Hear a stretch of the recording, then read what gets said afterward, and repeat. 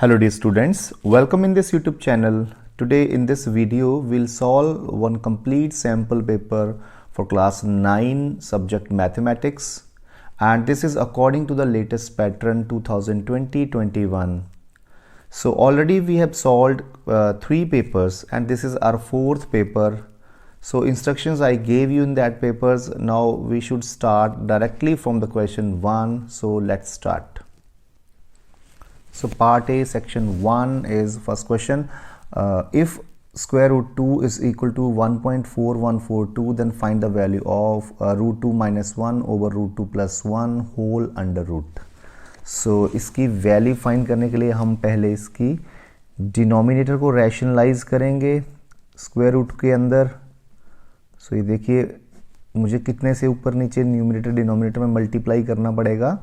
सो root 2 minus 1 over root 2 minus 1 से, ठीक है. सो दैट डिनोमिनेटर में आपका फॉर्मूला बन जाए a plus B into A minus B. So let's see what will be there in the numerator. It is a minus b whole square, right, because these both are same. So here formula is a square minus b square. So root 2 square is 2 minus 1 square is 1. So let's see what will be left.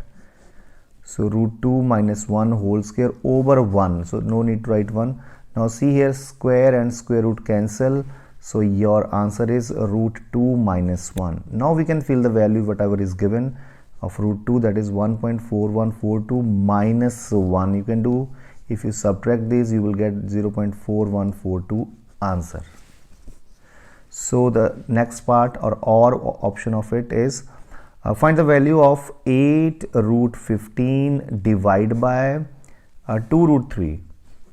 Okay, this is, so you can cancel here, 2 1s are 2 4s are, right. So for root 15, can I write root 15 as root 5 into root 3? Okay, so root 3 as it is down in the denominator. So root 3 cut. So 4 root 5 is the answer of this OR part. So the next is find the value of 256 power 0.216. So 256 power 0.16 into 256 power 0.09. Okay, so can I write, can I use here one exponent law? Bases are same, powers will be added, like x power a into x power b means x power a plus b. So powers को add कर दो because base same है इनके. So 0.16 plus 0.09. So it becomes 256 power, इन दोनों को add कर दो, it becomes 0.25, right. सो 0.25 को तो आप डेसिमल फ्रैक्शन फॉर्म में लिख सकते हो 25 ओवर 100, है ना. 25 ओवर 100 क्या होता है, 1/4 कटिंग करके. तो चलिए 256 को भी आप लिख दो 4 into 4 into 4 into 4, like 4 power 4 होता है ना 256, that you can see by prime factorization. तो ये आ जाएगा एंड 1/4 तो आपका है ही, 4 cancel and just 4 is answer here. So next is if a plus b plus c is equal to 9 and ab plus bc plus ca is equal to 40, then find the value of a square plus b square plus c square.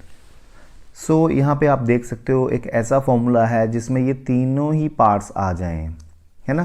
वो कौन सा formula है, like a plus b plus c whole square, that you can see, that is a square plus b square plus c square plus 2ab plus 2bc. so 2 common ही ले लो, 2ab plus 2bc plus 2ca. so 2 मैंने common ले लिया. तो ये formula हमारे पास है. तो जो जो वैल्यूज आपके पास हैं वो फिल कर दो. So a plus b plus c की वैल्यू है 9. तो 9 square is equal to this value you need to find out only. So इसको तो आप एज इट इज लिख दो प्लस 2 इंटू, एंड इसकी वैल्यू है 40. So 2 into 40 is 80. So ये बन गया 81 is equal to a square plus b square plus c square plus 80, right. So ये 80 यहाँ चला जाएगा, तो 81 minus 80 कितना हो जाएगा, 1. So a square plus b square plus c square is equal to 81 minus 80, that is 1 answer. Okay, so next is give an example of polynomial which is binomial of degree 20. तो सबसे पहले तो binomial क्या होता है, एक ऐसा polynomial जिसमें दो टर्म्स हों उसको बाइनोमियल बोलते हैं, ठीक है। जैसे किसी पॉलिनोमियल में एक ही टर्म है, लाइक x, सिर्फ x है, सो इट इज मोनोमियल। और जिसमें दो टर्म्स हैं, जैसे x + 2 हो गया, तो इट इज बाइनोमियल। जिसमें तीन टर्म्स हैं, सपोज x² + 2x + 5 हो गया, तो ये ट्राइनोमियल है, ठीक है। तो हमें एक ऐसा बाइनोमियल लिखना है, मीन्स उसकी दो टर्म्स हों और डिग्री उसकी 20 हो, मतलब highest power of variables should be 20। सो दो टर्म्स ऐसे, तो लिखो x⁻20 कर दो प्लस कुछ भी कर दो, 5 लिख दो, है ना। This is binomial also because दो टर्म्स है और डिग्री इसकी 20 है, because highest power of the variable is 20 here, right. So the next is 5th question. If x/y is plus y/x is equal to -1, then find the value of x³ minus y³. ठीक है, so here it is given and this we need to find out. So first of all जो given है उसमें से हमें क्या मिल सकता है, you take LCM as their product, xy is LCM, so x into x² बन जाएगा यहाँ पे, plus y into y is y² बन जाएगा, that is equal to -1.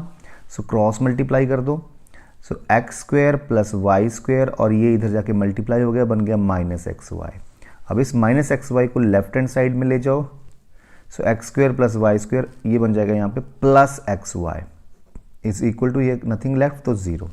So equation number 1 कर दो इसको, ठीक है।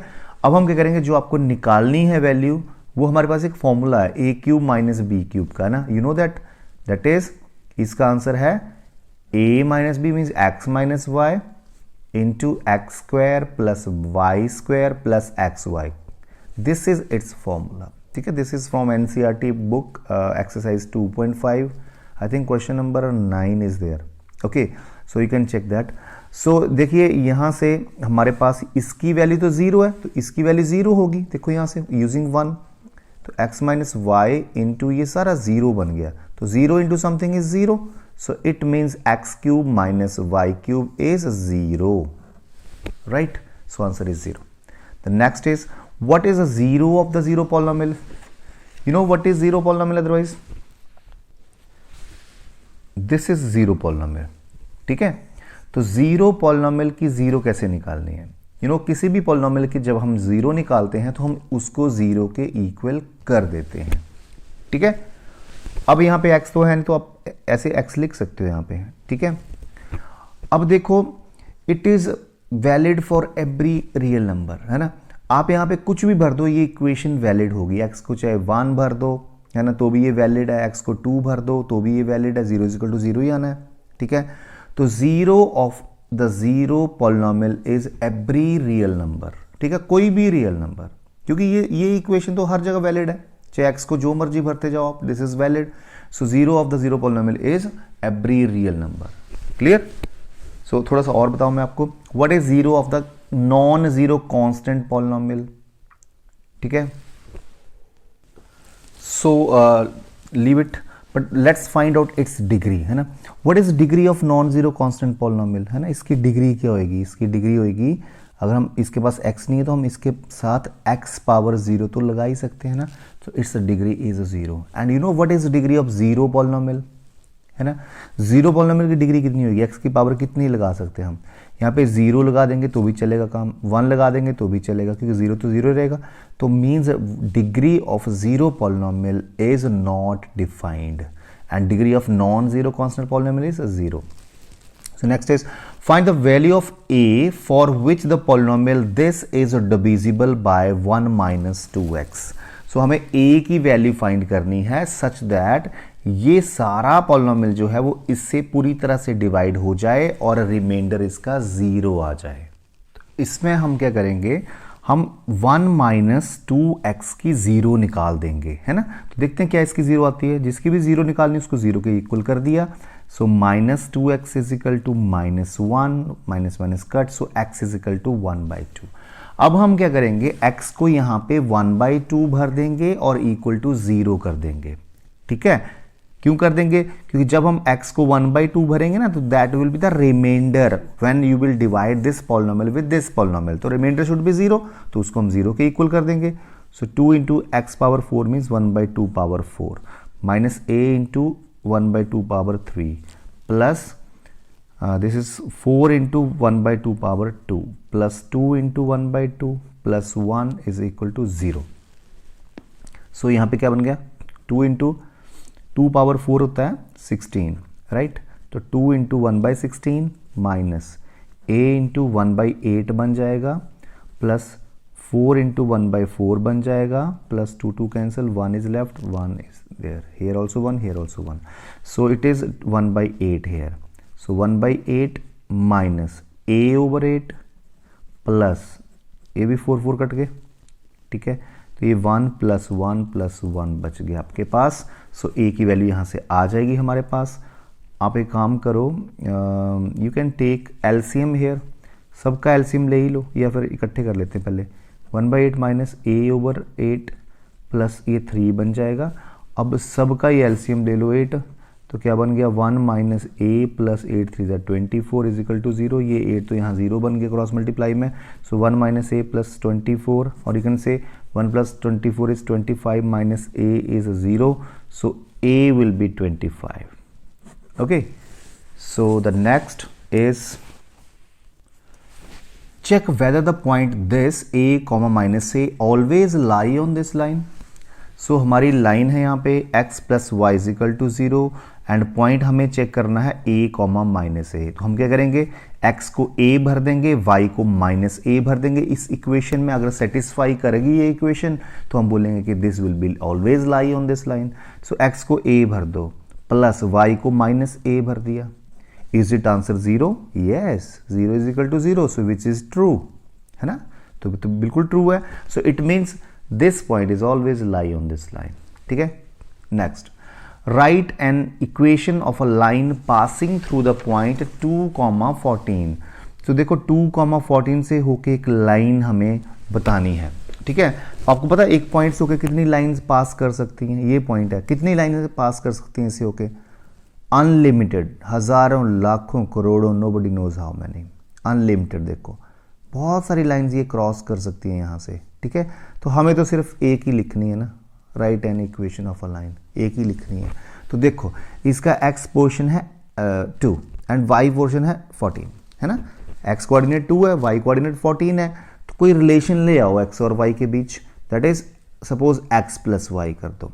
तो देखो what is x plus Y, 2 plus 14 कितना होता है 16। तो ये इक्वेशन बन गई लाइन की। और भी बहुत सारी इक्वेशंस बना सकते हैं, x माइनस वाई कर दो चाहे, तो 2 माइनस 14 माइनस 12 आ जाएगा, या 2x प्लस वाई कर दो, देखते हैं कितना था, 2 इंटू 2 4, 4 प्लस 14 16 आ जाएगा। So many lines you can find out by giving the relation between x and y, any relation you give and right the answer in front, ठीक है। जैसे मैं बोल रहा हूँ 7x प्लस वाई, तो 7 इंटू एक्स कितना हो गया 14 प्लस 14 28 आ जाएगा। तो ये इक्वेशन हो जाएगी। So many equations we can write here. Next is the graph of every linear equation in 2 variable is a. आपको पता है लीनियर इक्वेशन इन 2 वेरिएबल का ग्राफ हमेशा क्या होता है, स्ट्रेट लाइन होता है, always a straight line you can draw. Next, in the figure if AC is bisector of angle BAD, देखो BAD एंगल कहाँ है, BAD एंगल ये है ना, तो AC जो है इस एंगल को बाइसेक्ट कर रही है, मतलब ये दोनों ही छोटे छोटे एंगल बराबर हैं आपस में, बिकॉज AC बाइसेक्ट कर रही है, बाइसेक्ट मतलब 2 बराबर पार्ट्स में डिवाइड कर रही है। ओके फाइन, AB 3 सेंटीमीटर, हाँ जी ये 3 है, AC 5 है एंड CD आपको निकालना है, और ये 90 डिग्री दिया है। तो बच्चों क्योंकि देखो ये 3 है ये 5 है, पाइथागोरस थ्योरम लग सकती है ना ABC ट्रायंगल में, है ना। पाइथागोरस थ्योरम लगाओ तो ये 4 आ जाएगा आपका, because we know 3 4 5 are Pythagorean triplet, तो ये 4 आ जाएगा पाइथागोरस थ्योरम से। अब देखो ये दोनों ट्रायंगल्स कॉन्ग्रुएंट हैं आपस में, ऐसे लगा दो, this is equal to RHS लगा दो चाहे, है ना, RHS भी लग जाएगी ना। राइट एंगल दोनों ट्रायंगल्स का, हाइपोटेन्यूज कॉमन है दोनों का, ठीक है। नहीं RHS भी नहीं लगनी, कौन सी लगाओगे, AAS, sorry it's really sorry, AAS लगेगी ना। Right angle this angle is equal to this angle, why these 2 angles are equal, given these are, है ना, बिकॉज AC बाइसेक्टर है एंड 5 दिस सेंटीमीटर कॉमन, है ना। तो बन गया angle side, angle side. So by AAS these two triangles are congruent. Hence अगर आपका BC जो है वो 4 है तो आपका CD भी 4 होगा by CPCT, because triangles congruent हैं तो कॉरेस्पॉन्डिंग पार्ट्स तो इनके बराबर ही होने हैं. तो ये 4 तो ये भी 4. The next question is in triangle ABC angle A plus B जो है वो 65 डिग्री है, B प्लस C 140 है. Find the measure of each of the angle of this triangle. So let's do. सबसे पहले तो हम प्रॉपर्टी यूज करेंगे ट्राइंगल के तीनों एंगल्स का सम 180 डिग्री. अब A प्लस बी यहां पे दे रखा है 65, भर दो 65 A प्लस बी को. यहां से हमारा आ जाएगा C एंगल. ठीक है, C एंगल कितना आ गया आपका? C आ गया 180 से 65 माइनस कर दो. ठीक है, 115 आ गया जी C एंगल. अब बेटा C एंगल 115 आ गया यहां पे, तो यहां पे B भी आ जाएगा आपका. तो B plus C, C is 115 is 140. So angle B बन जाएगा 140 से अब 115 माइनस कर दो. सो ये बन जाएगा 25 डिग्री. तो ये C हो गया, ये आपका B हो गया. A आप ऐसे निकाल दो, चाहे यहाँ भर दो. B की वैल्यू 25 डिग्री यहाँ भर दो, है ना. तो एंगल A आ जाएगा 65 में से 25 आप माइनस कर दो. So you will get 40 degree. So this way will find all the 3 angles. ठीक है, और आप चेक भी कर लो, इन सब का सम 180 आना चाहिए, है ना. 115 प्लस 25 कितना होता है? 140 plus 40 180. Yes, it is there. So you can check your answers side by side so that your marks will not be cut in the exam. So अगला है question. If parallelogram PQRS, sorry, in parallelogram, sorry, क्या बोलते हैं ये? If PQRS is a parallelogram, then find angle P minus angle R. ये देखिए, ये parallelogram है PQRS. Angle P minus angle R निकालना है. आपको पता है opposite angles of a parallelogram are equal. So equal minus equal क्या बन जाएगा? 0. Next is diagonals of a parallelogram are perpendicular to each other. ठीक है, डायगोनल्स जो है इस पैरेललोग्राम के आपस में परपेंडिकुलर हैं, ये है ना, 90 डिग्री का एंगल बना रहे हैं. इज दिस स्टेटमेंट ट्रू और फॉल्स? ठीक है, जस्टिफाई योर आंसर. अच्छा ठीक है, diagonals of a parallelogram are perpendicular to each other. So it's not always perpendicular to each other. So we cannot say that diagonals of parallelogram are perpendicular to each other. This is in the special type of parallelogram, like a square, like a rhombus. Here these are perpendicular. Otherwise, in general parallelogram, perpendiculars are not diagonals are not perpendicular. So this is not true. This is false. Next is the region between an arc and 2 radii. देखिए, एक arc है, मान लो ये arc है और 2 radii हैं ये. ठीक है, तो इस रीजन को क्या बोलते हैं? ठीक है, this is called sector. What is called this? This is called sector. ठीक है, the region between 2 radii and corresponding arc is called sector. Next is state mid point theorem. तो what is mid point theorem? Mid point theorem says that, अगर हम पहले हम बोलेंगे हिंदी में, फिर आपको बताएंगे स्टेटमेंट इंग्लिश में. ठीक है, तो देखिए, अगर हम ट्रायंगल की 2 साइड्स के मिड पॉइंट को ज्वाइन करें, मान लो D जो है वो AB का मिड पॉइंट है और E जो है वो AC का मिड पॉइंट है. अगर हम इन 2 साइड्स के मिड पॉइंट को ज्वाइन करें तो जो लाइन सेगमेंट बनती है ना DE, that is always parallel to the third side, that is BC and half of BC. ठीक है, तो DE जो होगी वो BC के हमेशा पैरेलल होगी और BC का हाफ होगी. तो now statement defines this that in a triangle the line segment joining the midpoints of 2 sides of a triangle is always parallel to the third side and half of it. ठीक है, the next is AD is a diameter of the circle and AB is a chord. So ये बनाना पड़ेगा हमें, तो चलिए इसको बनाएं. So it is AD is a diameter of the circle. So पहले हम बना ही लें diameter. ठीक है, सो डायामीटर अगर हम बनाएं तो ये बना दिया हमने diameter. Suppose AD is a diameter. ठीक है, and AB is a chord और AB साथ में एक कॉर्ड है, तो AB हम कॉर्ड भी ड्रॉ कर देते हैं. चलो AB एक हमने कॉर्ड ड्रॉ कर दी. अब नेक्स्ट इज AD 34 है, ये AD है तो ये 34 है. 34 मीन्स ये 17 होगी रेडियस. ठीक है, AB 30 है, तो ये full A B is 30 centimetre. Find the distance of A B from the centre. So जो ए बी है ये इसका सेंटर से डिस्टेंस फाइंड करनी है, ठीक है। तो डिस्टेंस कैसे फाइंड करनी है, हम परपेंडिकुलर ड्रॉप कर देंगे, है ना। ये डिस्टेंस फाइंड करनी है हमें, ये होती है डिस्टेंस। तो we know perpendicular from the centre bisect the chord, तो ये 30 है तो ये 15 बन जाएगी, है ना। अब ये 17 है, ये 15 है, पाइथागोरस से आप ये निकाल दो distance. So this will be 8 by Pythagoras theorem, है ना। ये देखिए this is Pythagoras theorem says that perpendicular square plus base square is equal to hypotenuse square. तो ये हाइपोटेन्यूज है आपका, ये परपेंडिकुलर मान लो, तो perpendicular square plus base is 15 square 225 is equal to 17 square 289। So P square is equal to इन दोनों को माइनस कर दो 64 आ जाएगा and P will be 8। So distance of this chord AB is 8 centimeter. The next is in triangle ABC and DEF बनानी पड़ेंगी आपको triangles ये, तो let's draw these triangles.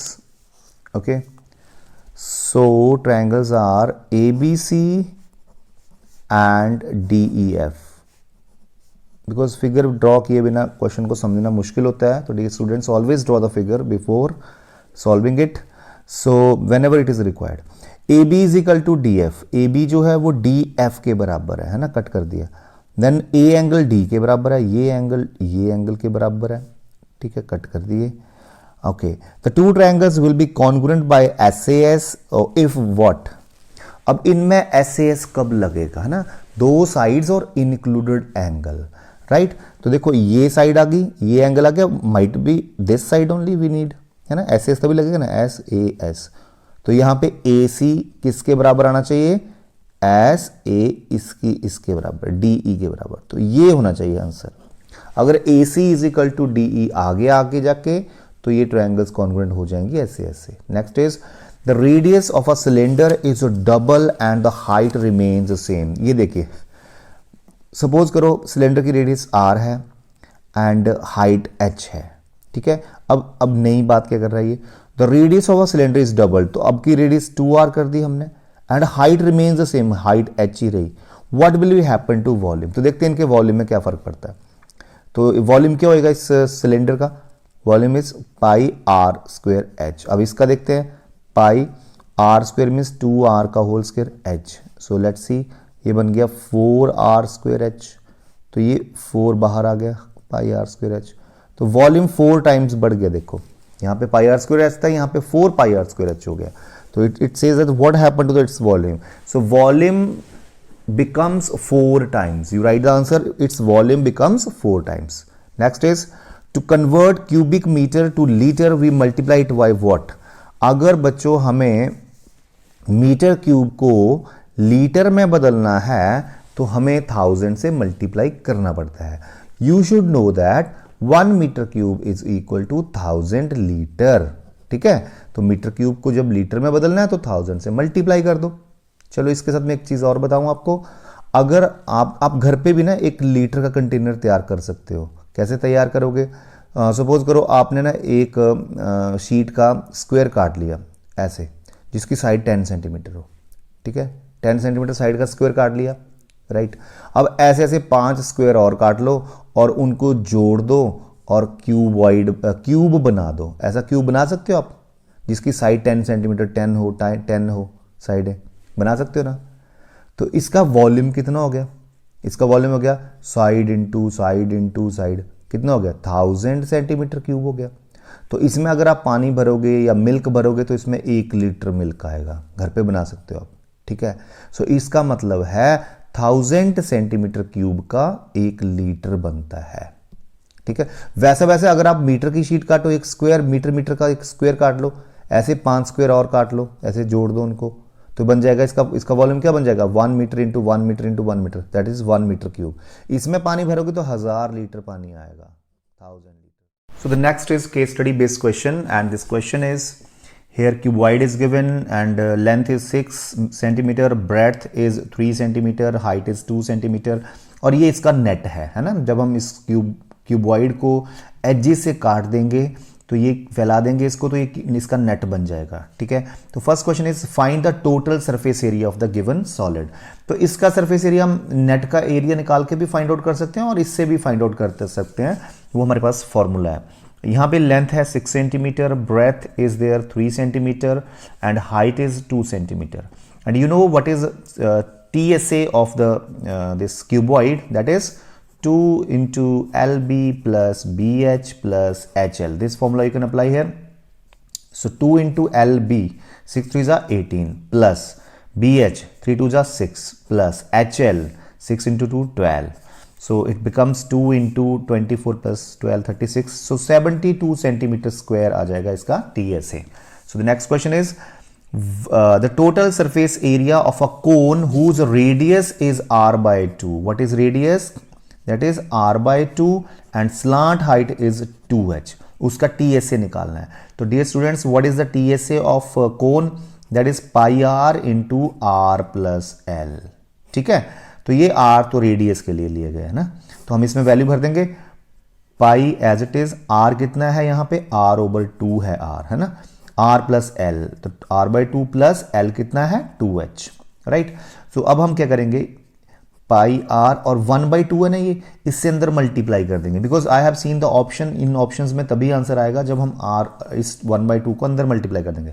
तो इससे भी मल्टीप्लाई कर दो और इस टर्म से भी मल्टीप्लाई कर दो, तो r बाई 2 इंटू 1 बाई 2 बन गया r by 4 plus 2h into 1 by 2, 2 cut जाएगा, h आ जाएगा। सो पाई r into h plus r by 4. This is second option is correct here. The third question is volume of a hollow cylinder of radii r and height h.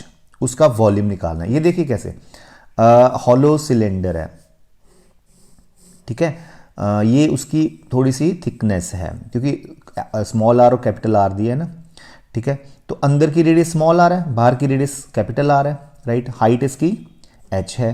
तो इसका volume हम कैसे निकालते हैं, its volume will be, सो इसके volume का मतलब है वॉल्यूम ऑफ दिस मेटल, जो ये मेटल है उसका वॉल्यूम, ठीक है ना। इसका वॉल्यूम निकालने के लिए हम क्या करेंगे, आउटर वॉल्यूम में से इनर वॉल्यूम माइनस कर देंगे, है ना। आउटर वॉल्यूम क्या है, कैपिटल आर लेके कर दो, outer volume is pi capital R square h minus inner volume is pi small are square h, है ना। तो पाई एच यहां पे आप कॉमन ले सकते हो, तो R square minus R square अंदर आ जाएगा, ठीक है। और अगर इसमें पानी कितना आ सकता है, तो वो तो फिर आपको अंदर का ही वॉल्यूम निकालना पड़ेगा, pi small are square H. तो it is, I don't know, it is asked here the volume of the metal और the volume of the water, और जो भी मतलब ये पूछा इसने, अगर तो अंदर का वॉल्यूम पूछा तब तो आप पाई ये वाला फॉर्मूला, और अगर वॉल्यूम ऑफ मेटल है तो ये वाला फॉर्मूला, ठीक है, क्योंकि पूरे वॉल्यूम में से अंदर का जो खाली पोर्शन है वो माइनस कर दें तो हमारे पास मेटल मेटल ही बचेगा, ठीक है। The next question is a cone, a hemisphere and a cylinder stand on the same base and having equal height, then what is ratio of their volumes? देखिए अभी हम इसको करते हैं, बहुत ही बढ़िया क्वेश्चन है। एक कोन है, पहले बना लेते हैं, थोड़ा पिक्चराइज कर दें। एक कोन है, एक सिलेंडर है, ठीक है, एक आपका हेमिस्फीयर है ना, ये हेमिस्फीयर हो गया, ये सिलेंडर हो गया, और एक कोन है। इनके सबके बेस सेम है, मतलब रेडियाई सबकी आर आ रही हैं, राइट, और सबकी हाइट्स सेम है एक जैसी। तो आप देख सकते हो ना, what is height of this hemisphere, so height of this hemisphere is R only, है ना, तो सबकी हाइट भी आर ही होगी क्योंकि सबकी हाइट बराबर है। अब देखते हैं इनके वॉल्यूम्स का हमें रेशियो निकालना। तो सबसे पहले कोन का वॉल्यूम लिख दो, volume of cone is 1/3 pi R square h, h is also R here, तो आर ही लिख दिया मैंने, इज टू किसका आगे, हेमिस्फीयर का, हेमिस्फीयर का होता है 2/3 पाई आर क्यूब, सिलेंडर का होता है इज टू, सिलेंडर का कितना होता है volume, pi R square, H is also R, ठीक है। अब सबसे पहले ना जो सेम चीजें होती हैं वो कट जाती हैं, क्योंकि ये सारे डिवाइड हैं आपस में, तो कट कट कट, है ना। अब देखो R cube R cube R cube सारे कट गए। अब बचा क्या, देखो क्या बचा, 1/3 इज टू 2/3, यहां पे कुछ नहीं बचा 1। अब सबका एलसीएम कितना है, 3 और 3 का एलसीएम 3 होता है, तो सबको 3 से मल्टीप्लाई कर दो। इसको 3 से किया तो 1 आएगा, इसको 3 से किया तो 2 आएगा, इसको 3 से किया तो 3 आएगा, तो 1:2:3, Second option is correct here. Very good question it is. Next is the total surface area of cube is this. Find its volume. तो आपको पता है टोटल सरफेस एरिया का फॉर्मूला क्या होता है क्यूब का, 6 इंटू साइड स्क्वायर इज 96 है ना. तो side square is equal to 96 को 6 से डिवाइड कर दो तो 16 आता है. तो साइड बन जाएगी 4 यूनिट. यूनिट क्या, सेंटीमीटर है ना. तो इसका वॉल्यूम कैसे निकालोगे, volume of that cube, side into side into side centimetre cube. तो 64 सेंटीमीटर क्यूब आ जाएगा इसका volume. So this is case study. So the next case study is we say that two objects are congruent if they have same shape and size. For instance, our reflections in a mirror have the same shape and size as we do. So we would say that we are congruent or our reflection in the mirror. बिल्कुल सही. So जो object बिल्कुल same size के होते हैं, same उनका shape है, that are called congruent figures. जैसे आप सेम कंपनी की दो चीज़ें खरीद लो, दो पेन खरीद लो सेम कंपनी के, डिट्टो कॉपी होंगे वो एक दूसरे के, दैट आर कॉल्ड कॉन्ग्रुएंट. ठीक है. So congruent figures are those figures which have the same shape and size. Congruence transformation are transformation performed on an object that create a congruent object. There are three main types of congruence transformations. So congruence transformations, a transformation that keeps the figure the same shape and size. तो देखते हैं ये कौन सी है. ये translation है. हमने ये ऑब्जेक्ट यहां से यहां तक ले गए तो सेम शेप सेम साइज, कोई फर्क नहीं पड़ा, तो ये ट्रांसलेशन है. रोटेशन, अगर इसको रोटेट भी कर दिया इसको तो ऐसे दिखेगा, पर है तो सेम शेप और साइज, तो ये रोटेशन है. इसमें भी हमें चीजें कॉन्ग्रुएंट ही मिलती हैं. रिफ्लेक्शन में ना, ये मिरर है तो इसकी रिफ्लेक्शन ऐसे पड़ेगी तो ये भी हमें डिट्टो एक जैसा दिखेगा और सेम शेप होगी, साइज भी सेम होगा. डायलेशन, तो डायलेशन में इसमें फिगर सेम होता है, शेप सेम है बट साइज छोटा बड़ा है इसका, है ना. जैसे हम किसी चीज़ को फ़ोन में जूम करते हैं तो साइज तो सेम रहता है बट फिगर छोटा बड़ा हो सकता है. ठीक है. सो ये डायलेशन है. So first question is dilation a congruence transformation. ये कॉन्ग्रुएंस ट्रांसफॉर्मेशन है. देखो जब हम किसी चीज़ को जूम करते हैं तो नो डाउट उसका फिगर, उसकी शेप तो सेम रहती है पर साइज में तो फर्क पड़ जाता है ना, साइज छोटा बड़ा हो जाता है ना. तो dilation is not a congruence transformation, right. क्योंकि बाकी सब में तो सेम शेप मिल रही है, सेम साइज मिल रहा है, पर इसमें शेप सेम है बट साइज छोटा बड़ा हो रहा है ना. क्योंकि जब हम जूम करते हैं और बड़ा हो जाता है, और जूम करते हैं और बड़ा हो जाता है, तो ये कॉन्ग्रुएंट तो नहीं हुए ना. कॉन्ग्रुएंट तो तब होते हैं जब साइज भी सेम हो. This is not. Second is B part. So this figure you see and identify the type of congruence transformation. इसमें से कौन सी है जो इसमें यूज करी गई है. देखो जरा. तो इसमें ट्रांसलेशन है ना, यहां से यहां ऑब्जेक्ट चला गया है ना, ट्रांसलेशन है ये. Next is which congruence transformation is applied in the figure. इसमें कौन सी है, अरे ये मिरर है तो आपको पता है ये कौन सी है, रिफ्लेक्शन होगी, है ना. सो the next is name the congruent triangles and the rule of congruency applied. So congruent triangles के नेम लिखने हैं. So देखिए नेम लिखने के लिए हमारे पास यहाँ पे ये 135 है, ठीक है, एंड ये एंगल 45 है, इसका ये एंगल 45 है. चलो मैं इसका नाम लिखता हूँ. सबसे पहले इसका नाम आ गया, मैं ले रहा हूँ ACB, है ना, ट्रायंगल ACB. तो दूसरी का नाम क्या आएगा, ACB का मतलब है 45 से 135 की तरफ चलना है आपने, है ना. तो 45 से 135 की तरफ चलना है, तो इसका नाम क्या बन गया, EFD, है ना. तो EFD कॉन्ग्रुएंट बन गई इसके. ठीक है. तो राइट, ये दोनों कॉन्ग्रुएंट है. कैसे कॉन्ग्रुएंट है, you can see how these are congruent. देखिए एंगल साइड एंगल, क्यों, ये 135, इसका ये 135, इसका ये 2 यूनिट्स है. देखो 1 2 यूनिट है, 2 गैप है ना बॉक्सेस, तो इसके भी 2 बॉक्सेस हैं ये, है ना. And this angle is equal this angle. So angle side angle, so angle side angle, ऐसे कॉन्ग्रुएंस कंडीशन से ये दोनों ट्रायंगल्स कॉन्ग्रुएंट हो गई हैं. अगर आप बेटा इसका नाम, फर्स्ट ट्रायंगल का नाम लिख रहे हो CBA, तो इसका आएगा FDE. अगर इसका नाम लिखोगे BAC तो इसका आएगा DEF. मतलब कॉरेस्पॉन्डिंग नेम लिखने हैं, तो वो भी ठीक है, ये भी ठीक है, right. The next is what does it mean for two objects to be congruent. देखो कॉन्ग्रुएंट होंगे तो सेम शेप होगी, सेम साइज होगा. तो देखो कौन सा है, one is large and other, no. They have the exact same size and shape, बिल्कुल सही. नेक्स्ट ऑल्सो यू रीड, हो सकता है कोई और बेटर हो इससे. They are of different shapes, no. their sides have proportional length, no, so second is correct here, they have the exact same size and same shape. So next case study is on quadrilateral. So quadrilateral is a polygon with 4 sides. Okay, so quadrilateral is of these 3 kinds: parallelogram, kite and trapezoid. ठीक है, so सबसे पहले trapezoid की बात करें, ऐसी quadrilateral जिसमें एक पेयर ऑपोजिट साइड का पैरेलल हो उसको हम ट्रेपीजियम बोलते हैं और ट्रेपेजॉइड बोल सकते हो आप. ठीक है, देखो ये पेयर ऑपोजिट साइड का पैरेलल है. ठीक है, so these trapezoid are of 2 types, isosceles trapezium and right trapezium. So isosceles trapezium वो होती है जिसमें नॉन पैरेलल साइड्स जो हैं वो आपस में इक्वल होती हैं. ठीक है, a trapezoid in which 2 non parallel sides are congruent और इक्वल. तो देखो ये पैरेलल साइड्स है ना, जो नॉन पैरेलल है ना, ये दोनों अगर इक्वल आ जाएं तो ये आइसोस्लीज ट्रेपीजॉइड बन जाता है और आइसोस्लीज ट्रेपीजियम बन जाता है. सो राइट ट्रेपीजॉइड क्या है, तो right ट्रेपीजॉइड with exactly 2 right angles, जिसमें एग्जैक्टली 2 राइट एंगल आए उनको राइट ट्रेपीजॉइड बोलते हैं. नाउ काइट की बात करें तो काइट एक ऐसी क्वाड्रिलेटरल है जिसमें both pairs of adjacent sides are equal. देखो ये साइड इसके बराबर होगी और ये साइड इसके बराबर होगी और अपोजिट साइड्स बराबर नहीं होती आपस में. ठीक है, a quadrilateral with 2 pairs of adjacent sides are congruent and no opposite sides congruent. तो ये आपस में नहीं होंगी बराबर, बट साथ वाली बराबर होंगी, ये दोनों और ये दोनों आपस में बराबर होंगी. ठीक है, इसकी एक खास बात है कि इसके जो डायगोनल्स होते हैं ना वो राइट एंगल पे इंटरसेक्ट करते हैं. Diagonals of kite intersect at right angle. Like suppose this is kite, तो जो ये डायगोनल है ना, ये और ये, तो यहां पे 90 डिग्री का एंगल बनता है. Diagonals intersect at 90 degree. और एक और खास बात होती है काइट की कि जो लॉन्गर डायगोनल है ना, लॉन्गर डायगोनल वो छोटे डायगोनल को, स्मॉलर डायगोनल को बाइसेक्ट करता है.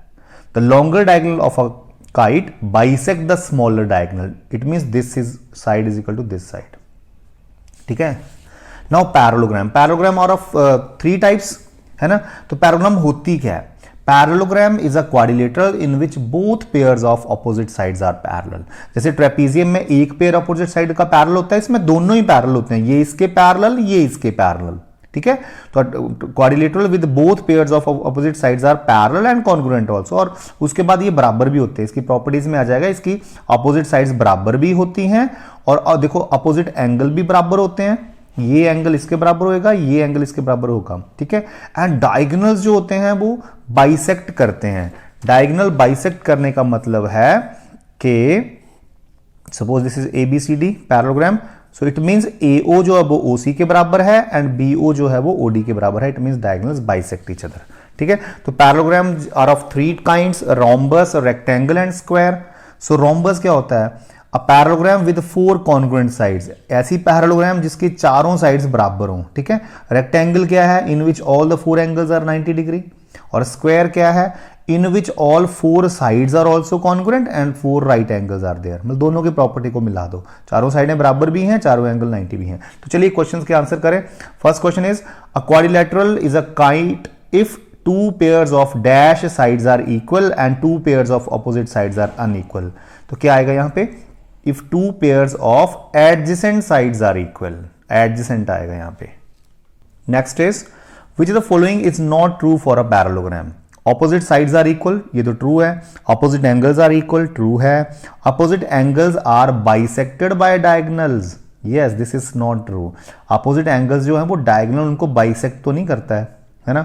Diagonals bisect each other, ये तो true है. तो ये आपका true नहीं है. Third, the quadrilateral formed by joining the midpoints of the sides of a quadrilateral PQRS taken in the order is rhombus if PQRS is what?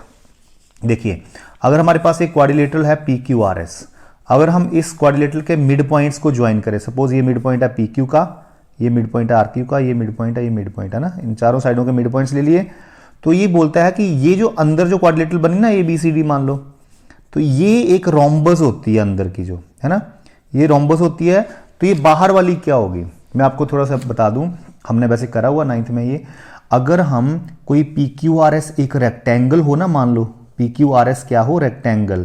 तो जो मिड पॉइंट्स को ज्वाइन, साइड्स के मिड पॉइंट्स को join करके quadrilateral बनती है वो rhombus बनती है. ठीक है, और अगर PQRS रोम्बस हो और इसके मिड पॉइंट्स को ज्वाइन करें तो रेक्टेंगल बनती है अंदर. ठीक है, उल्टा होता है, रोम्बस हो बाहर तो अंदर रेक्टेंगल बनेगी, और रेक्टेंगल हो बाहर तो अंदर रोम्बस बनेगी।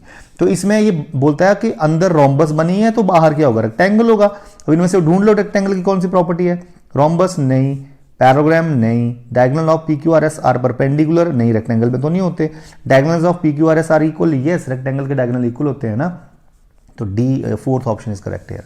Next is the line drawn through the mid point of one side of a triangle parallel to another side bisect the third side. ये देखिए एक ट्रायंगल है जिसकी एक साइड के मिड पॉइंट से चले हम और चलते चले और सामने वाली साइड के पैरेलल चलें तो जाके ये थर्ड साइड को इसको भी बीच में काटती है, बाइसेक्ट द थर्ड साइड। ये हमारी है converse of mid point theorem, converse of mid point theorem. And what is midpoint theorem?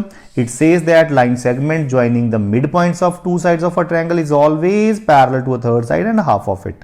तो ये तो converts हुआ ना।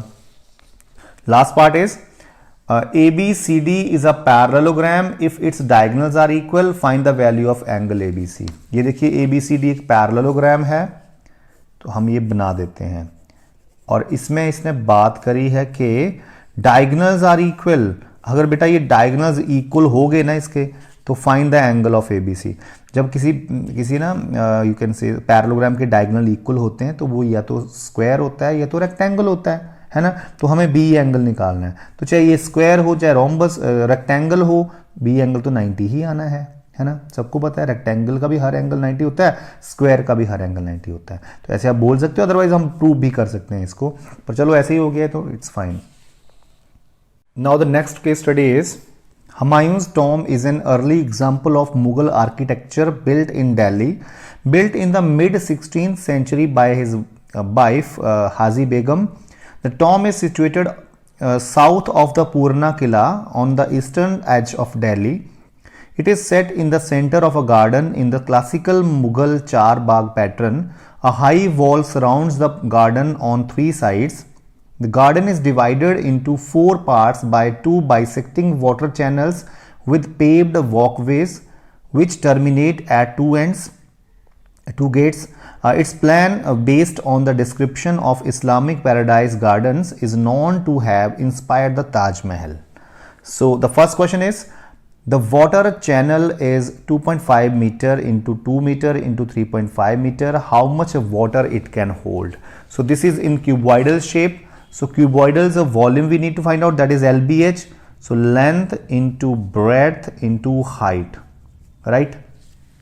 So it will be 2.5 into 2 is 5, 5 into 3.5, that is 17.5 meter cube. But it is asked here in liter, so you know 1 meter cube is having 1000 liter. So you multiply this by 1000, so 1 decimal and then 3 decimal places, so इतने litre आ जाएगा ये, ठीक है। The second is to clean the minaret top a ladder was built. Minaret means मीनार, तो आप हिंदी में जानते हो, it is मीनार, ठीक है। If the height of the minaret is 5 meter and the ladder needs to be placed, देखिए 5 metre इसकी height है minaret की, एंड बोलता है the ladder needs to place at a distance of 12 meter from the base. Base से 12 metre दूर एक ladder लगानी है यहाँ से इसके ऊपर ऐसे को, ठीक है। How long should be the ladder, ladder कितनी लॉन्ग होनी चाहिए, है ना। ये 90 का एंगल है, तो पाइथागोरस थ्योरम से आप फाइंड आउट कर लो। सो ये हाइपोटेन्यूज है, तो हाइपोटेन्यूज कितना होएगा, base square plus perpendicular square का अंडर रूट आ जाएगा, तो 144 प्लस 25 दैट इज 169 का स्क्वायर रूट दैट इज 13 आ जाएगा, तो this should be 13 metre. The next is the surface area of small hemispherical dome is found to be 7,700 square meter. Find its diameter. एक hemispherical डोम है, इसका surface area base को बिना लिए, तो इसका सरफेस एरिया क्या होता है हेमिस्फीयर का, ये हेमिस्फीयर है, इसका होता है ये 2 pi r square. So 2 pi r square is given to us here 7700 meter square, ठीक है। We have to find out its diameter. तो यहाँ से हमारे पास r आ जाएगा, r का डबल करेंगे तो डायमीटर भी आ जाएगा।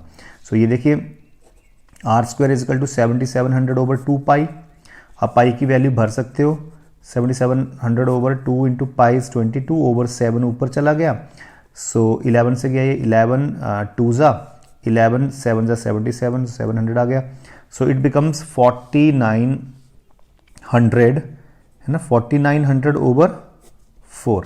तो इसका जब आप स्क्वायर रूट निकालोगे तो 4900 का स्क्वायर रूट 70 होता है और 4 का स्क्वायर रूट 2 होता है, तो 70 ओवर 2 आ जाएगा, that is 35। So radius is 35, ठीक है, दिस इज आर स्क्वायर ना, radius is 35, so diameter is double, that is 70 centimetre, 70 metre, sorry not centimetre. The next is the two small domes will be congruent if they have same radii, because उनकी radii same होंगी तो वो congruent होंगे, जैसे दिखेंगे। Next is if the radius of cylindrical portion of pillar is this, तो R of the pillar, pillar is cylindrical, so इसकी radius दी है 0.14 metre, up to a height, height है इसकी 7 metre, we need to find out its volume. तो volume of cylinder क्या होता है, पाई आर स्क्वायर एच, ठीक है, तो पाई 22/7, आर स्क्वायर इज 0.14 है ना, 0.14 means 14 over 100 into 14 over 100, pi R square, H is 7, तो 7 से 7 कट, सो इन सबको मल्टीप्लाई कर दो, 14 14 ज़ा 196 इंटू 22 कर दो, 392, ओके, 4312 आ गया और ओवर 10,000 है, तो 4 डेसिमल पीछे आ जाएंगे, तो 0.4312 मीटर क्यूब इसका वॉल्यूम आ जाएगा। That you can see the calculations, if there any mistake no.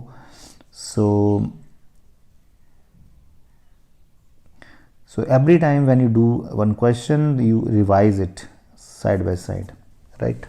So mistake होने के चांस कभी भी बन सकते हैं, तो आप प्लीज़ रिवाइज करके काम करें। So it was the last. So this is our case study. Now the part B is started. So the first question is plot the point 0,6, 0,0, 6,0 on graph. Join these points and find the area of the triangle AOB. तो चलिए जी, I do not have here graph. I am telling you here on this sheet only. I have drawn this graph roughly. So आपने तो properly sheet graph paper पे बनाना है, ठीक है। तो यहाँ पे आपने x एक्सिस ड्रॉ करनी है, x x dash and here origin 0, y y dash, ये लेबलिंग जरूर करनी है। फर्स्ट पॉइंट इज 0,6, सो 0,6 ये आ जाएगा आपका A point. Second is origin 0,0, so this is only here 0,0 origin, then 60, तो यहाँ से 60 ये आ जाएगा आपका, this is your B point and this is O point, और इसको ज्वाइन भी कर दो, ठीक है। तो जो आपकी ये ट्रायंगल बनी है ना AOB ट्रायंगल, इसका एरिया निकालना है हमें, ठीक है। तो what is area of a triangle, half into base into height, this is base, base कितना आ गया 6 यूनिट, देखो 1 2 3 4 5 6, ये भी हाइट भी 6 यूनिट है, तो half into base into height, so ये बन जाएगा 18 यूनिट स्क्वायर, ठीक है। तो दूसरा भी आप वैसे ही ड्रॉ कर लें। 3 vertices of rectangle are this. Plot these points on the graph and find the coordinates of the fourth vertex. तो इन तीनों को हमने ड्रॉ करना है और देखना है कि चौथी वर्टेक्स कहाँ हो सकती है कि ये रेक्टेंगल बन जाए, that you can write the answer. So I am do the next question now. 22nd question is 23rd. The sides of a triangle are, first side is 50 centimeter, second side is 78 centimeter, and third side is 112 centimeter. Find the length of the smallest altitude. तो हम क्या करेंगे, we will find out the area of this triangle by Heron formula, ठीक है। फिर हम क्या करेंगे, Heron formula से एरिया आ गया। अब जो smallest altitude होता है ना, वो longest base पे होता है, ठीक है। जैसे सपोज करो मेरे पास ये ट्रायंगल है, ठीक है, ये ट्रायंगल है, अब ये लॉन्गेस्ट बेस ये है ना, सपोज करो ये सबसे लंबी लेंथ है साइड की, तो जो ये परपेंडिकुलर होएगा वो स्मॉलेस्ट होएगा, ठीक है। और जो स्मॉलेस्ट साइड होती है उसके ऊपर जो परपेंडिकुलर होता है वो लॉन्गेस्ट होता है, ठीक है। तो जो एरिया हमारा आएगा हैरन फॉर्मूले से, है ना, जो भी आएगा उसका हम बोल देंगे, suppose it is 112, this is 50, this is 78, है ना, ये h है स्मॉलेस्ट ऑल्टीट्यूड। तो जो भी एरिया आएगा उसको हम लिख देंगे half into base is 112, height is this, और जो भी एरिया आएगा वो यहाँ लिख देंगे, तो यहाँ से h आ जाएगा। मतलब इस ट्रायंगल का एरिया पहले हम हैरन फॉर्मूले से निकालेंगे, फिर half into base into height से निकालेंगे, दोनों को इक्वल कर देंगे। तो मैं कर देता हूँ फाइंड आपके लिए। तो सबसे पहले हैरन फॉर्मूले से निकालने के लिए हमें सेमी पेरीमीटर चाहिए। सेमी पेरीमीटर मीन्स तीनों साइड्स के जो पेरीमीटर है उसका आधा, तो इनको ऐड करोगे तो it will be 240 I think, over 2. So 120 is semi perimeter. So Heron formula लगा दो. तो Heron formula is S into S minus A into S minus B into S minus C. ठीक है, तो ये क्या बन गया 120 into 70 into I think 42, ठीक है, into 8, राइट. सो सबकी प्राइम फैक्टरेशन कर दो. 120 की क्या होगी, 2 से गया 60 आया, 2 से 30, 2 से 15, 3 से और 5 से. चलो 70 की करते हैं. 70 की क्या होगी, 2 से गया 35, 5 एंड 7. 42 की करें, 2 से गया 21 बचा, 3 से गया देन 7 से. 8 की करें, 2 इंटू 2 इंटू 2. तो चलिए देखते हैं कितने पेयर हैं 2 के. 1 2 पेयर, 3 पेयर, 4 पेयर. तो 4 पेयर जब बाहर निकलेंगे तो 2 इंटू 2 इंटू 2 इंटू 2 बन जाएगा. ठीक है, अब देखते हैं 5 के पेयर है कोई. 1 5, 2 5, चलो ये बाहर आ गया 5 भी. देन वी हैव 3, 1 3, 2 3, ये भी बाहर आ गया. 7 भी 2 ही है ना, 7 भी बाहर आके 49 बाहर आके 7 बन गया. तो ये आ गया जी area. Area is what that you can see. 2 5 are 10, 2 are 20, 2 are 40, 2 are 80. 80 and 21, 80 into 21, so 1680 आ गया. 1680 इट इज. तो हम क्या करेंगे, हाफ इंटू जो हमारी लॉन्गेस्ट साइड थी 112 इंटू एच इज 1680. ठीक है, तो यहां से एच आ जाएगा, 2 ऊपर चला गया और 112 नीचे आ गया. So after cancelling 16 table, 16 sevens and 16 ones, then 16 5s. ठीक है, 7 ones 15. So H is 30 आ गया H. ठीक है, so the next question is find the area of an isosceles triangle each of whose equal side is 13 centimeter and base is 24 centimeter. Also finds its altitude corresponding to unequal side. चलो ये तो बात की बात है. हमें क्या दिया है, एक आइसोसेलेस ट्रायंगल है जिसकी equal sides are 13 centimetre and base is 24 centimetre. So will find its area by Heron formula. So सबसे पहले सेमी पेरीमीटर निकाल लो. 13 प्लस 13 26 है ना, प्लस 24 ओवर 2. 26 प्लस 24 50 है ना, 50 over 2 that is 25. So heron formula is S, ये S आ गया ना, एस इंटू एस माइनस ए तो 1 हो जाएगा, एस माइनस बी तो 25 से 13 माइनस करें, एस माइनस सी ये हो जाएगा. ठीक है, सो इट इज 25 को लिखा 5 इंटू 5 और 12 को तो ऑलरेडी पेयर बना हुआ है. सो बाहर आ गया 12, बाहर आ गया 5, तो 60 बाहर आ गया. तो its area 60. So next he is asking that find its altitude corresponding to unequal base, है ना. तो ये ऑल्टीट्यूड हमें निकालना है h, राइट. तो क्या होएगा ये, we know area is half into base is 24, height is h, that is equal to 60. ठीक है, क्योंकि एरिया 60. सो यहां से आपका ऑल्टीट्यूड आ जाएगा 60 over 12, है ना, that is 5, right. So the next is 24th. A coin is tossed 3 times. Find the probability that at least 2 tails, at most 1 head. तो चलिए, when a coin is tossed 3 times, we have 8 outcomes. You know that we have total 8 outcomes. See how H H H, या फिर यहाँ पे T लगा दो, H H T, अब बीच में T लगा दो, H T H, फिर शुरू में T लगा दो, T H H, 4 होगी. Next T T T, and में H लगा दो, T T H, बीच में H लगा दो, T H T, फर्स्ट पे H लगा दो, H T T. तो ये 8 आउटकम्स आती हैं जब 3 कॉइन्स टॉस किए जाते हैं. तो first question is find the probability that at least 2 tails, कम से कम 2 टेल. कम से कम 2 टेल मीन्स 2 से कम टेल ना हो, ज्यादा हो सकते हैं. तो 2 से कम नहीं चलेगा, ये नहीं चलेगा. ये 2 से कम टेल है, ये नहीं चलेगा, नहीं चलेगा, ये भी नहीं चलेगा. 2 से कम टेल तो नहीं है, 2 से ज्यादा है, चलेगा चलेगा चलेगा चलेगा. तो this 4 over 8 is the this is 1/2. Next is at most 1 head, means ज्यादा से ज्यादा 1 हेड. 1 से ज्यादा हेड नहीं चाहिए, कम हो सकते हैं 1 से कम हेड. तो ये 1 से ज्यादा है नहीं चलेगा, ज्यादा है नहीं चलेगा, ज्यादा है 1 से ज्यादा हेड है नहीं चलेगा. 1 से कम हेड है, यस चलेगा. 1 से कम हेड है या 1 हेड है, चलेगा. 1 हेड है, चलेगा चलेगा. This 4 are possible outcomes. sorry, favorable outcomes. So 4 over 8, that is 1 by 2, right? So next is, so the next question is, a box contains cards numbered from 2 to 90. A card is drawn at random. Find the probability of getting a card multiple of 5 bears a prime number less than 30. So ये देखिए 2 से लेके 2, 3, 4 and so on 90 तक cards हैं, उनके ऊपर 2 लिखा है, एक पे 3 लिखा है, 4 लिखा है एंड सो ऑन 90 तक लिखा गया है. So there are 89 cards total because 1 is not there, है ना. 2 से लेके 90 तक है तो 1 तो है नहीं, तो 89 कार्ड्स हुए ना. तो बोलता है what is the probability of getting a multiple of 5. तो 5 का मल्टीपल्स, तो कौन कौन से 5 के मल्टीपल हैं यहाँ पे, और आप देख सकते हो 5, 10, 15, है ना.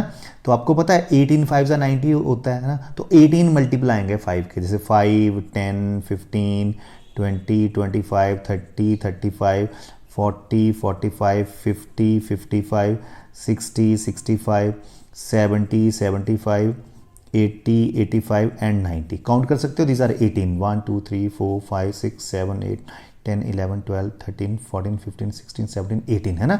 तो 18 over 89 is the probability because 18 are the favorable outcomes and 89 are the total possible outcomes. So next is bears a prime number less than 30. So 30 से कम प्राइम नंबर कौन कौन से होंगे. तो प्राइम नंबर्स कौन से होते हैं, ऐसे नंबर्स जिनके सिर्फ 2 ही फैक्टर होते हैं, और यू कैन से दैट ऐसे नंबर्स जो सिर्फ 2 नंबर्स के टेबल में आते हैं, एक तो 1 के टेबल में आते हैं, एक अपने खुद के टेबल में आते हैं. The numbers which have only 2 factors are prime numbers.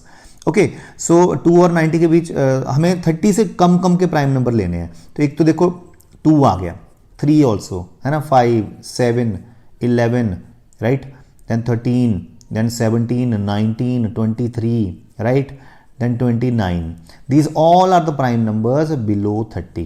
1, 2, 3, 4, 5, 6, 7, 8, 9, 10. So 10 over 89 is the probability. एक बार आप चेक भी कर सकते हो. देखो 2, 3, 5, 7, 11, 13, 17, 19, 23 एंड 29. ठीक है जी. सो माय डियर स्टूडेंट्स, जब भी आप पेपर करते हो, क्वेश्चन करते हो, तो उसको साथ के साथ रिवाइज भी कर लो, क्योंकि रिवाइज करने से ना हमारी गलती मिल जाती है. आप लोग कभी एंड में करते हो रिवाइज, पर एंड में हमें क्वेश्चंस भी थोड़े से दोबारा से पढ़ने पड़ते हैं, तो उस टाइम साथ के साथ रिवाइज करो. तो इट टेक्स हार्डली 20 सेकेंड और 15 सेकेंड, है ना. तो जल्दी से जल्दी रिवाइज हो जाता है, तो साथ साथ रिवाइज भी कर लिया करो. Next is prove that the perpendicular drawn from the centre of a circle to a chord bisect the chord. हमें प्रूव करना है कि हम अगर सेंटर से किसी सर्कल से परपेंडिकुलर ड्रॉप करें कॉर्ड के ऊपर, तो वो हमेशा कॉर्ड को बाइसेक्ट करता है.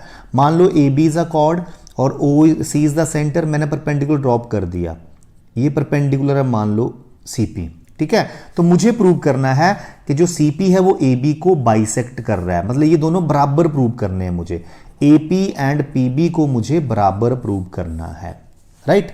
तो मैं क्या करूंगा, I will join A C also and B C also. Now I will make these 2 triangles congruent. So like triangle C A P and triangle C B P, make them congruent by R H S. देखो कैसे, right angle दोनों triangles में आ रहा है 90 90, क्योंकि हमने perpendicular drop करा है. अच्छा, this is hypotenuse, this is hypotenuse, बराबर क्यों, क्योंकि these are radii of the same circle equal, और सी पी कॉमन आ जाएगा. So RHS, these 2 triangles are congruent, hence AP is equal to PB by CPCT. Corresponding parts of congruent triangles are equal, so ये बराबर हो जाएंगे. It means perpendicular from the center bisect the chord. So dear students, here I am telling you how to do the question. I am not writing the exact solution because if I write the exact solution, it takes much time. Okay, 3 घंटे तक लग जाएंगे मुझे भी, तो वो तो video फिर बहुत लंबा हो जाएगा. तो मैं यहाँ पे आपको सिर्फ सिखाऊंगा कि करना कैसे है क्वेश्चन, बाकी presentation you should know how to do, right. Next is if 2 equal chords of a circle intersect within the circle. देखो बोलता है अगर किसी सर्कल के अंदर 2 इक्वल कॉर्ड्स इंटरसेक्ट करें, तो मान लो ये कॉर्ड और ये कॉर्ड आपस में बराबर हैं और ये यहाँ कट रही हैं. AB and CD are intersecting at point P, suppose करो, and O is the center. यही बोला इसने ना, if 2 equal chords, ये chords equal हैं और AB and CD are equal given, CD are equal given intersect within the circle, prove that line joining the point of intersection to the center makes equal angle with the chord. बोलता है एक ऐसी line जो इनके point of intersection को centre से join कर रही है, चलो जी ये लाइन है वो OP, वो इक्वल एंगल बनाती है इन कॉर्ड्स के साथ। मतलब मुझे ये एंगल और ये एंगल इक्वल प्रूव करने हैं। I need to prove these two angles, suppose angle 1 and angle 2 मुझे इक्वल प्रूव करने हैं। ठीक है, ये क्वेश्चन है। तो आप सबसे पहले क्या करो, परपेंडिकुलर ड्रॉप कर दो। यहां पे OM परपेंडिकुलर है, यहां पे ON परपेंडिकुलर है, ड्रॉप कर दिए। अब इन दो ट्रायंगल्स को कॉन्ग्रुएंट कर दो, OPN and triangle OPM, make them congruent. See how, देखिए कैसे कॉन्ग्रुएंट करोगे। ये एंगल 90 है, इसका ये एंगल 90 है। ठीक है, अब देखो ये OP दोनों में कॉमन है, राइट। ये हाइपोटेन्यूज हो गए ना, right angle hypotenuse common.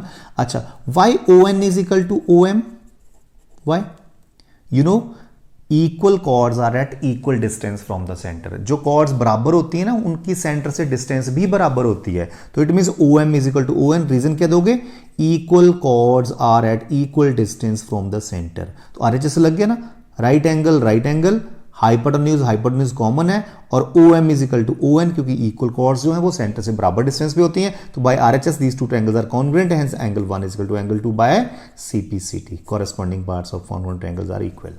So this way you can do this. So the next 27th question is 3 over root 3 plus 1 plus 5 over root 3 minus 1 is equal to A plus B root 3। हमें A और B की value find करनी है। तो सबसे पहले आप LCM low. LCM will be their product only। LCM क्या होएगा, इनका प्रोडक्ट होएगा, है ना। ऊपर क्या होएगा, 3 से इसको मल्टीप्लाई प्लस 5 से इसको मल्टीप्लाई, तो बन गया 3 इंटू रूट 3 माइनस 1 प्लस 5 से इसको मल्टीप्लाई, ये बन गया, और as it is right hand side.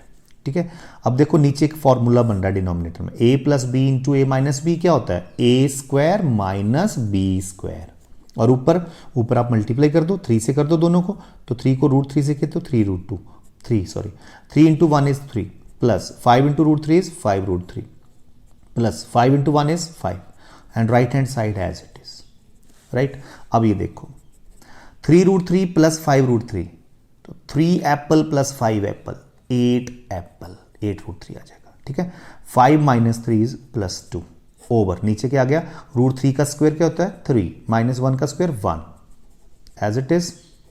Okay, so आगे देखिए, आप देख सकते हो ये बन गया 8 root 3 plus 2 over 3 minus 2 is 3 minus 1 is 2। अब एक काम करो, ऊपर नीचे 2 कॉमन ले सकते हो और 2 से डिवाइड कर दो न्यूमरेटर डिनोमिनेटर को।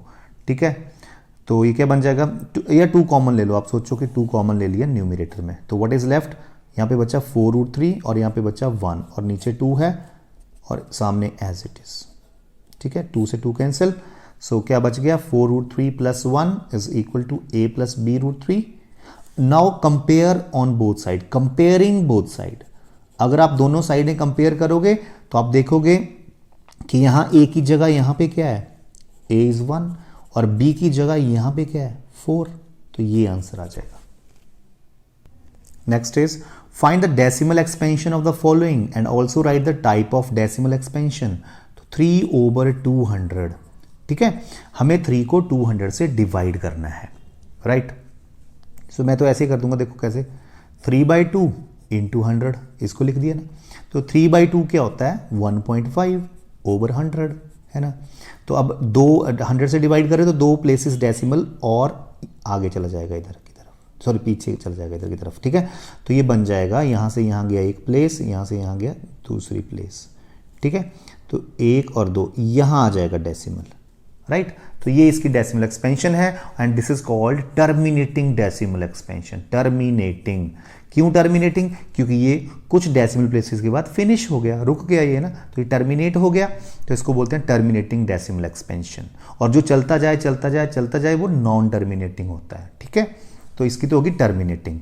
तो 1/7, तो अगर हम 1 को 7 से डिवाइड करें तो ये देखो 7 से डिवाइड कर दो 1 को, तो पहले तो 0 से गया, बन गया 10, पुट हियर डेसिमल, 7 1 जा 7, बच गए 3, बन गए 30, 7 4 जा 28, बच गए 2 बन गए 20, 7 2 ज़ा 14, बच गए 6 बन गए 60, 7 8 ज़ा 56, बच गए 40 बन गए, 7 5 ज़ा 35, ओके 50 बन गया, 7 7 ज़ा 49, फिर 1 बन गया ना, 1 फिर 10 आ गया, अब फिर 7 1 ज़ा आएगा, इट मीन्स आगे फिर रिपीट हो रहा है। देखो 1 बना था, पूरा रिपीट होएगा ऐसे, तो यहाँ से आगे मत चलो, ये रिपीट करेगा आगे।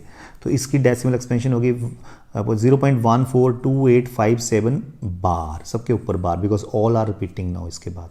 तो it is called non terminating and repeating decimal expansion. ठीक है, रिपीट भी कर रहा है और टर्मिनेट भी नहीं हो रहा है। तो this is, so the next is using factor theorem factorize this polynomial। so polynomial क्या है हमारे पास, x cube minus 6x square plus 3x plus 10।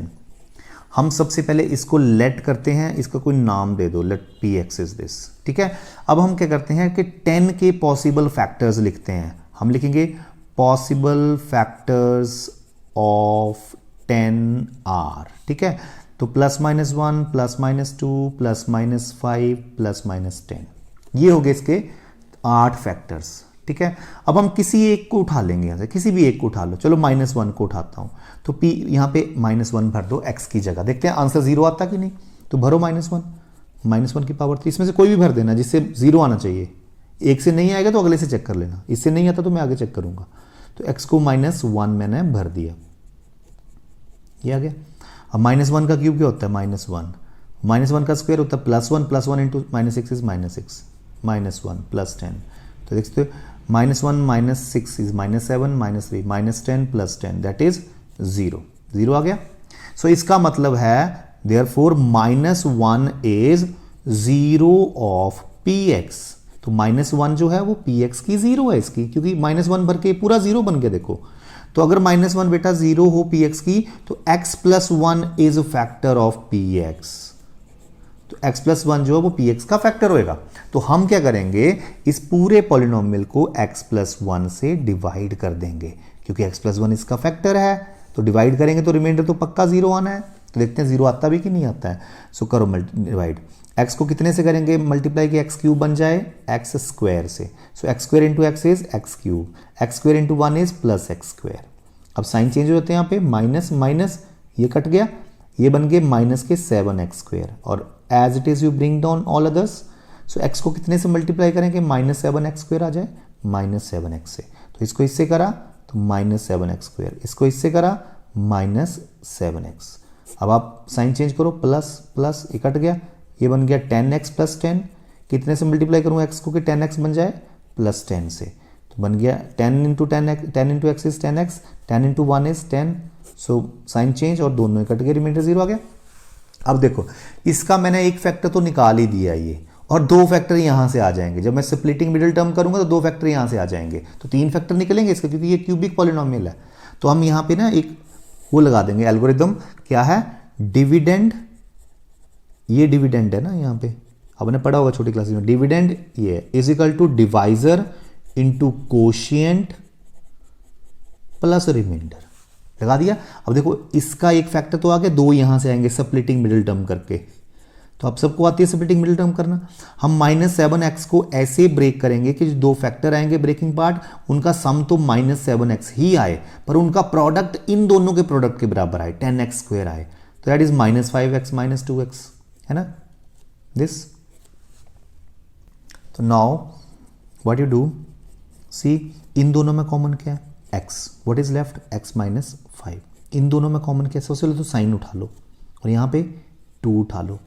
What is left, x, और यहाँ पे -5, क्योंकि 2 5 = 10 ना ये। तो देखो ये बन गया x + 1, और इन दोनों में कॉमन क्या है, x - 5 इज कॉमन। यहाँ क्या बचा, x, और यहाँ क्या बचा -2। तो ये फैक्टराइजेशन होगी जिसकी, ये देखो कितने मार्क्स में है, 3 मार्क्स में क्वेश्चन आया हुआ है। ठीक है, तो ये फैक्टराइजेशन है। Next is factorise this. ठीक है, it is 6ab - b² + 12ac - 2bc। इसको फैक्टराइज करना है। तो आप अब देख सकते हो इस ग्रुप में और इस ग्रुप में इन दोनों के पास कॉमन क्या है, मेरे ख्याल से कॉमन है ओनली b। ठीक है। तो इसके पास क्या बचा, कॉमन ले लिया b, तो 6a बचा, माइनस इसके पास b स्क्वायर है, b कॉमन ले लिया तो b बचेगा। इन दोनों के पास कॉमन क्या है, +2 एंड c इज कॉमन। तो यहाँ से +2c कॉमन लिए तो 2 6 12 एंड c ले लिए तो a बच गया। और plus and minus is minus, 2c common लिए तो अंदर b बचा। अब आप देख सकते हो इन दोनों के पास कॉमन क्या है, 6a माइनस b दोनों के पास है, यहाँ b बचा, यहाँ पे 2c बचा। This is factorisation, right. Next part is 9 into 2a minus b whole square minus 4 into 2a minus b minus 13। ठीक है, इसकी फैक्टराइजेशन करनी है। तो ये काम करो आप, 2a माइनस b दोनों में आ रहा है ना, यहाँ भी 2a माइनस b को कुछ और भर दो, चलो x भर देते हैं। तो क्या बन गया, 9 और ये x है, 9x स्क्वायर माइनस 4 ये x बन गया माइनस 13।